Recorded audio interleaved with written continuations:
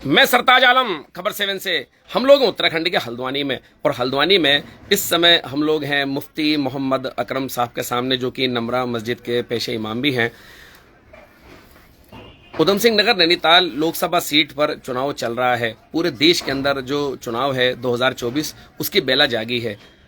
प्रशासन, चुनाव आयोग लगातार ये कोशिश कर रहा है कि 100% मतदान हो और मतदान को लेकर लोग जागरूक रहें।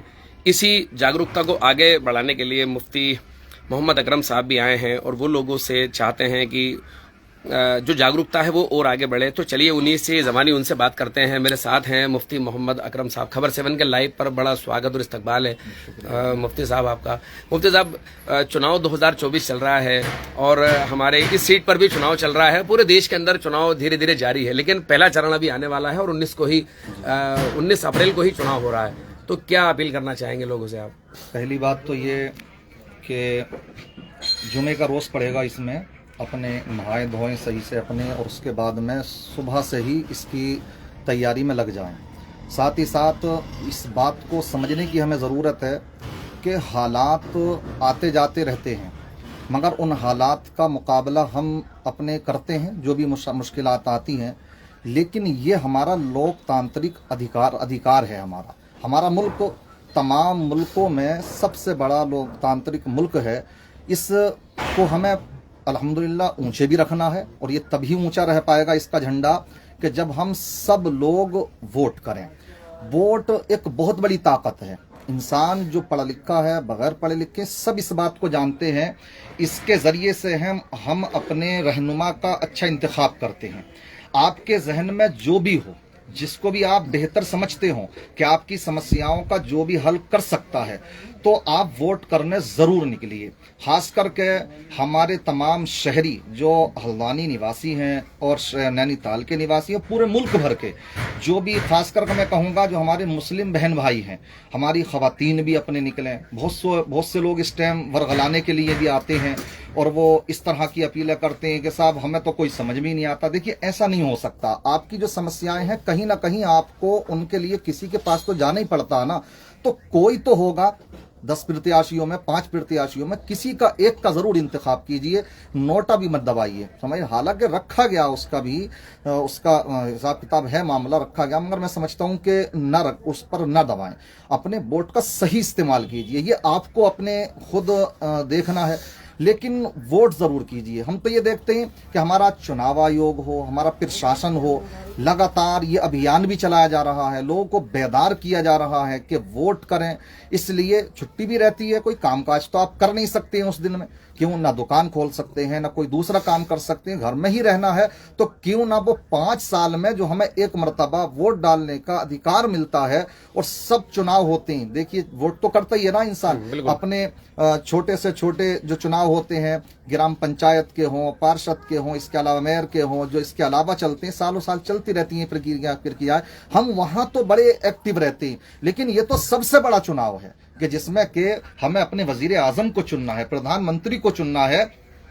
इसलिए ये वोट भी मैं समझता हूं कि इसका इस वक्त में अहमियत भी इसकी ज्यादा बढ़ जाती है। इसलिए मैं ये गुजारिश करूंगा, तमाम हमारे उलमा और तमाम इमाम हजरात, सभी लोग, मुअज़्ज़ज़ लोग यही चाहते हैं, यही अभियान छेड़े हुए हैं।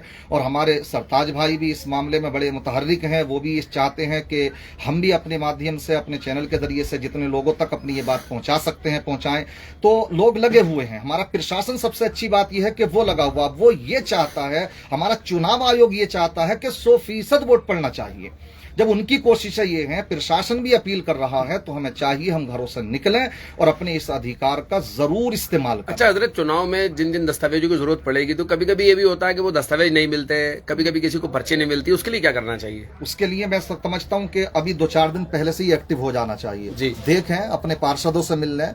और ऐसा नहीं है, उसके लिए दूसरे तरीके भी रखे गए हैं। और खास करके इसमें जो हमारे बीमार लोग होते हैं, चारपाई पर भी अगर पड़े हुए हैं, तो बड़ी अच्छी अच्छी तस्वीरें तस्वीरें आती हैं जिस दिन के वोटिंग हो रही होती है, वो लोग भी वोट कि, करते हैं। कोई अपनी माँ को लेकर के आ रहे हैं, ज़ईफा हैं, तो बड़ा अच्छा लगता है और ये मैसेज बड़ा अच्छा सा जाता। उस वक्त हमें बड़ा फील होता जब अगले दिन जब चुनाव निकल गया, मतदान हो गया और अगले दिन जब वो हम तस्वीरें देखते हैं तब हमारे दिल में ये जज्बात पैदा होते हैं कि काश हमारे घर में जो हमारी वालिदा मोहतरमा ज़ईफा थी हम भी उनको लेकर के जाते। तो इसलिए उसका बड़ा अच्छा नज़ारा लगता है कि आप कहीं अपनी वालिदा को, अपने दादा को हॉस्पिटल भी तो लेकर के जा रहे हैं ना, लगे हुए तो हैं ही, और ये तो आपका अधिकार है, तो इसको आप जरूर इस्तेमाल करें। और जो पर्ची वगैरह है वैसे तो बांटते हैं, लेकिन आप अपने खुद एक्टिव रहिए, अपने देखिए घर में कितने लोगों के वोट हैं, कोई नए जो हमारे नौजवान हैं और हमारी पहली बार वोट आया होगा, पहली मरतबा वोट डाल रहे हैं, तो बड़े जोश में होते हैं नौजवान, उनका पहली बार वोट होता है, पहली मरतबा वोट होता है और होता भी है, खुशी भी होती है, बटन दबाने की भी एक अपनी खुशी है। मैं आपको बतलाता चलूं कि बटन जब दबाया जाता और उसके बाद में जब इंसान वोट डालने जाता, कतार में लगा हुआ है, मशक्कत भरी लाइन भी लगी हुई हो, और उसके बाद में जब उसको कामयाबी मिल जाती है वोट डालने में, तो उसके बाद के जो उसके चेहरे के हाव भाव होते हैं वो देखने लायक होते हैं। क्यों? उसको लगता है कि जो मेरे मुल्क ने आज हमारा जो लोकतांत्रिक मुल्क है अल्हम्दुलिल्लाह, जो डॉक्टर भीमराव अंबेडकर साहब ने हमें संविधान दिया है, तो उसके जरिए हमें ये जो ताकत मिली है, चाहे उसमें अब ये हमारे वजीर आजम साहब डालें, चाहे सदर जमहूरिया डालें, तो जितनी ताकत उनके वोट की है इतनी ही एक आम नागरिक के भी वोट की ताकत है। बिल्कुल ठीक कहा, ये समझना चाहिए हमें। इसलिए कोई ये ना समझे भाई, अगर मैं तो समझता हूं जब प्रत्याशी भी खड़ा होता, एमएलए साहब हो, एमपी हो, कोई ये तो एमपी का है, लोकसभा का चुनाव है, तो जितनी के ताकत एमपी साहब के अपने वोट की है इतनी ताकत मेरे अपने वोट की भी है। ये हमें समझना चाहिए। इसलिए अपने वोट की ताकत को समझिए और जरूर वोट करने निकलिए। जुमे का दिन होगा, छुट्टी का दिन रहता, ये भी हमारे साथ में चुनाव आयोग ने शायद कृपा ही की है। मैं तो यही कहूंगा कि नियत चाहे उनकी कुछ भी रही हो, मगर मैं तो इसको इसी तरह से लेता हूं कि ये शायद हमारे ऊपर मेहरबानी ही की है, क्योंकि मुसलमान छुट्टी में ही रहते हैं ज्यादातर जुमे के दिन। तो अपने सुबह निकले, अपनी लाइन में लग जाए जाकर के, और जो रह जाए तो जुमे के बाद में जाकर के डाल कर आए, मगर वोट जरूर करें, जरूर करें। चलिए, बहुत बहुत शुक्रिया मेरे साथ बात करने के लिए।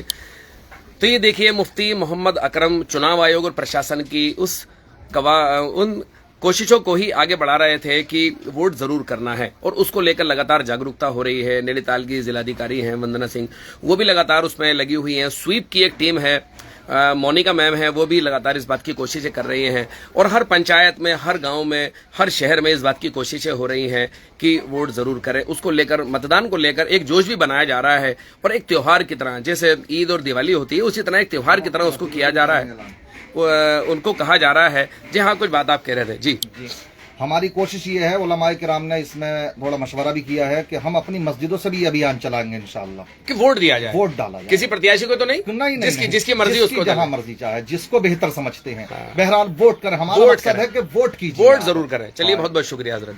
तो ये देखिए, ये कह रहे हैं कि मस्जिदों से भी अनाउंस करेंगे कि वोट जरूर किया जाए, जो कि प्रशासन की कोशिशें हैं उसको ही आगे बढ़ाया जाए।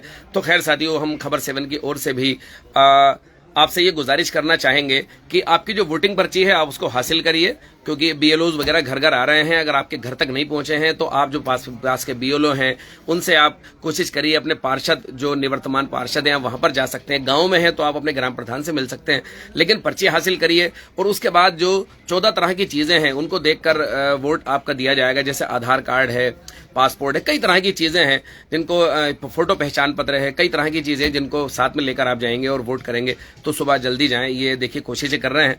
अब इनके साथ साथ हम तो पूरी सीट पर 22 लाख मतदाता हैं, हम सभी से गुजारिश करेंगे, और पूरे देश में जहां जहां भी 19 अप्रैल को पहले चरण में मतदान होना है, हमारी भी सबसे गुजारिश है कि आप लोग वोट करें। तो मुफ्ती मोहम्मद अकरम आप तक अपनी बात पहुंचा रहे थे और सभी से गुजारिश कर रहे थे। तो साथियों, आपको हमारी ये लाइव कवरेज कैसी लगी बताना ना भूलें, और इसमें लाइक, शेयर और कमेंट जरूर करें। साथियों, मैं चलता हूं, मैं आपका दोस्त, आपका भाई, मैं सरताज आलम, खबर 7 हल्द्वानी।